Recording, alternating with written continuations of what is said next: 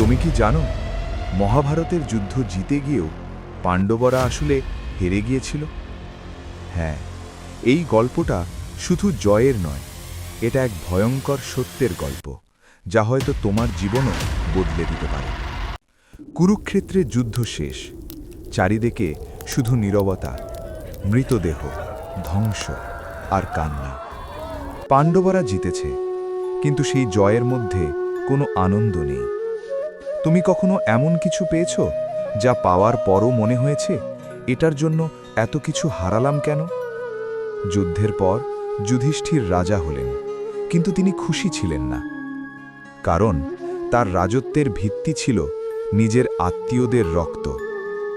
ভীম, যে এতদিন প্রতিশোধের আগুনে জ্বলছিল, সেও এখন চুপ। অর্জুন, যার গাণ্ডীব ধনুক একসময় অপরাজেয় ছিল, তার হাত এখন কাঁপে।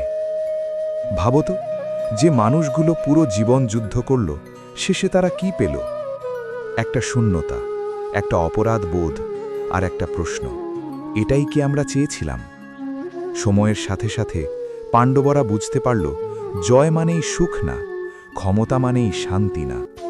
তাই একদিন তারা সব ছেড়ে দিল, রাজ্য, ক্ষমতা, সব। তারা বেরিয়ে পড়ল এক দীর্ঘ যাত্রায়, হিমালয়ের দিকে, মৃত্যুর দিকে। এক এক করে সবাই পড়ে যেতে লাগল।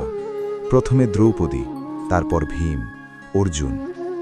শেষে শুধু যুধিষ্ঠির বেঁচে রইলেন। একটা কুকুর তার সাথে ছিল শেষ পর্যন্ত। তুমি কি জানো কেন শুধু যুধিষ্ঠিরই স্বর্গে পৌঁছতে পেরেছিল?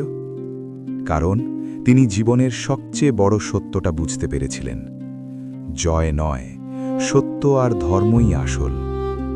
তুমি কি জীবনে এমন কিছু চাও যা পেতে গিয়ে তুমি নিজেকেই হারিয়ে ফেলছ?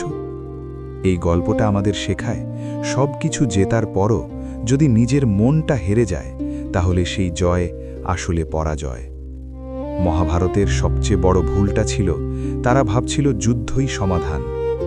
কিন্তু আসল সত্য হল, কিছু যুদ্ধ জিতলে তুমি সব কিছু হারাও।